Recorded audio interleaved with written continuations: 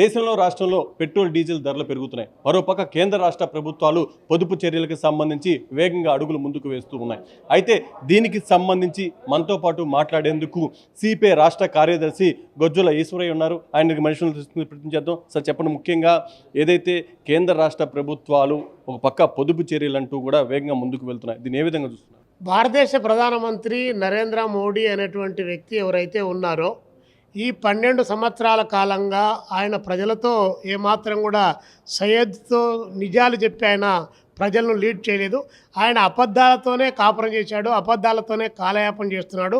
అందుకని చెప్పేసి ప్రజలకు అలాంటి పిలిపిచ్చాడు. అసలు నరేంద్ర మోడీ అనేటువంటి వ్యక్తి ఒకవైపున పొదుపు చర్యలు పాటించాలని హైదరాబాద్లో పిలిపించిన తర్వాత మీ గుజరాత్లో 150 కార్లు పెట్టి కాన్వాయ్ నిర్వహించినటువంటిది వాస్తవం కదా. అస్సాంలో 1,00,000 మంది ప్రజలను సమీకరించి వాటికి 1000 వాహనాలు వినియోగించి అక్కడ ప్రమాణ స్వీకారం చేసినది వాస్తవం కదా. బెంగళూరులో 200 కాన్వాయ్ పెట్టి చేసినటువంటిది వాస్తవం కాదా. మీరు ఒకవైపున ఇంత పెద్ద ఎత్తున ప్రజలకు పిలిపించి అన్నం తినే అన్నం తగ్గించుకోండి, వాడే ఆయిల్ తగ్గించుకోండి, అదేవిధంగా నెత్తికి పూసుకుంటే సమురు తగ్గించుకోండి, మీరు ఎక్కడ విదేశాలకు పోమాకండి, బంగారు కొనమాకండి అని ఇన్ని రకాల నీతి వాక్యాలు చెప్పేటువంటి నరేంద్ర మోడీ గారు మరి ఇవన్నీ కూడా మీరు మీ ప్రభుత్వంతో చేస్తున్నట్టుదే కదా. నిన్న లేక మొన్న రాజస్థాన్లో మీరు ఇచ్చిన పిలుపుని అందుకొని మీ మంత్రి గారు ఆటో రిక్షాలో ఒంటరిగా వస్తున్నాడు, వెనుక 20 కార్ల కాన్వాయ్ వస్తుంది. ఇదేనా మీ పొదుపు అంటే? ఇదేనా మీరు చెప్పేది జనానికి?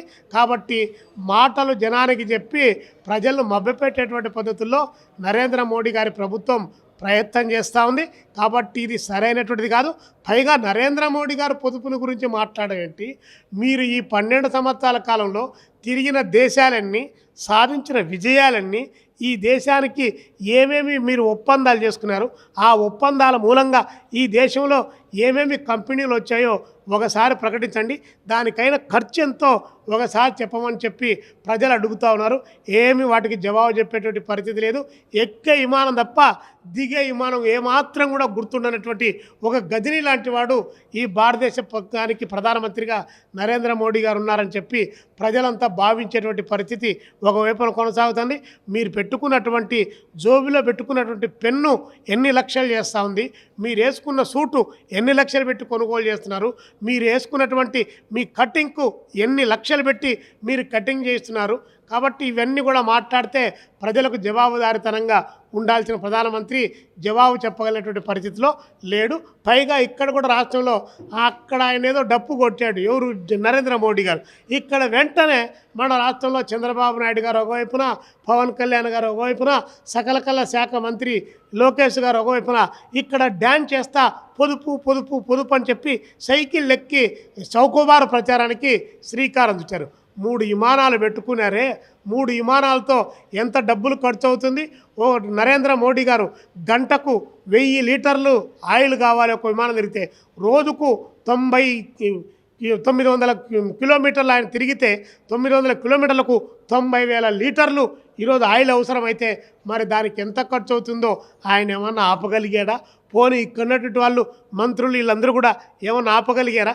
మీ ఆర్థిక వ్యవస్థ బాగలేదు కాబట్టి మీ జీతాలు ఏమైనా తగ్గించుకున్నారా?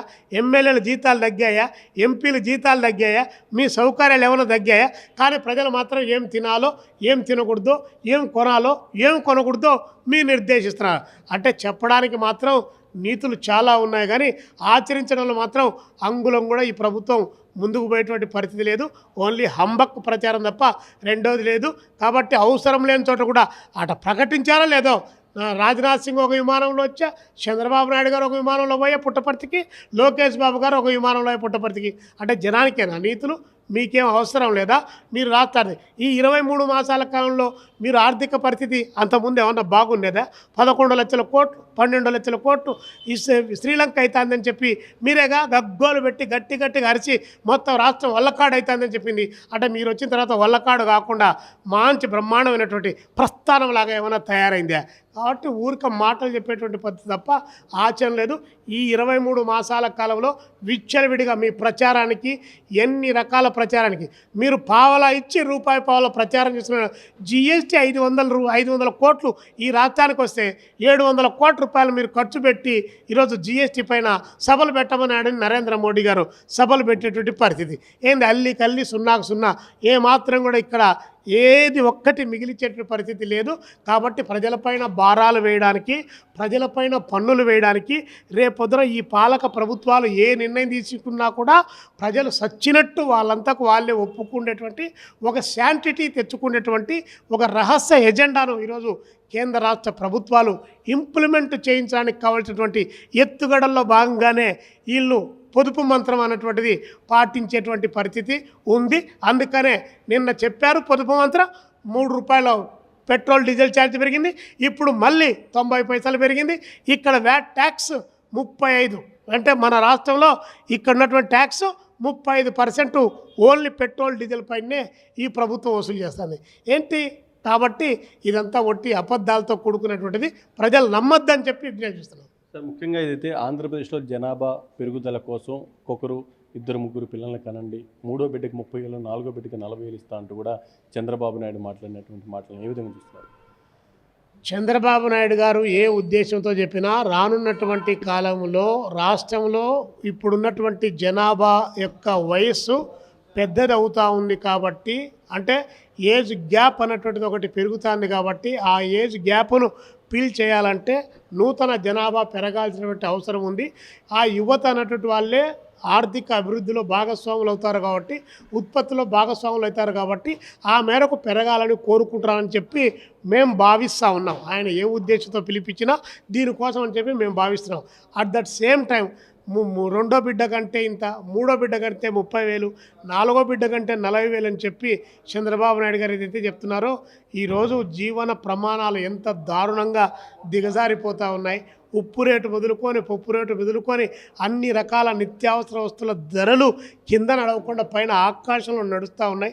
చదువేంది, సంధి ఏంది, ఆలనేంది, పాలన ఏంది, రేపు పొద్దున ఆ పిల్ల యొక్క భవిష్యత్ ఏంది, రేపు ఇన్ని రకాల సమస్యలన్నీ ముందుంటే ముగ్గురిని కనండి, నలుగురిని కనండి అని ఊరికి ఆయాచితంగా పిలుపులిచ్చి 30,000, 40,000 ఇచ్చిరామని చెప్పి డైపర్లు కొనుక్కోవడానికి కూడా రానంత డబ్బులు కేటాయిస్తే దాని మూలంగా ప్రజలకు ఏమాత్రం కూడా ఉపయోగపడేది లేదు. అందుకనే మేము సిపిఐగా డిమాండ్ చేస్తున్నాం, 3వ బిడ్డను కంటే 1 హెక్టార్ భూమి ఇవ్వండి, 4వ బిడ్డను కంటే 2 హెక్టార్ల భూమిని వారికి ఇవ్వండి. అదేవిధంగా విద్య, వైద్యం, ఉపాధి అన్నటువంటిది రాజ్యాంగబద్ధం చేసి అఫీషియల్గా గెజిట్లో ఎవరు పరిపాలనలోకి వచ్చినా కూడా దాన్ని నిరోధించకుండా దాన్ని అమలు చేసేటువంటి పద్ధతుల్లో ప్లాన్ చేయమని చెప్పేసి, చట్టం చేయమని చెప్పి మేము ఈ సందర్భంగా డిమాండ్ చేస్తున్నాం.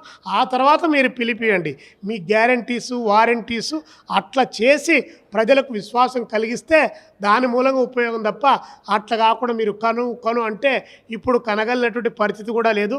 మార్పు చాలా వచ్చింది.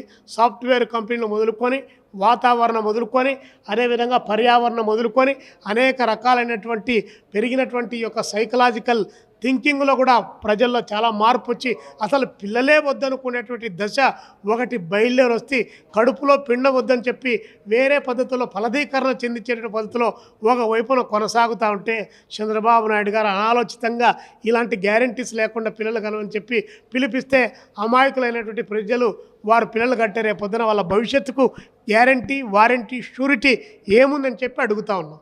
ఇది మొత్తంగా చూసుకుంటే ఏదైతే ఒక పక్క పొదుపు చర్యలకు సంబంధించి రాష్ట్ర అదేవిధంగా కేంద్ర ప్రభుత్వాలు వెళ్తున్నటువంటి విధానం కానీ, ముఖ్యంగా ఈ జనాభా పెరుగుదలకు సంబంధించి చంద్రబాబు నాయుడు చేసినటువంటి వ్యాఖ్యలకు సంబంధించి కానీ సిపిఐ రాష్ట్ర కార్యదర్శి ఈశ్వరయ్య ఈ విధంగా చెప్తూ ఉన్నారు.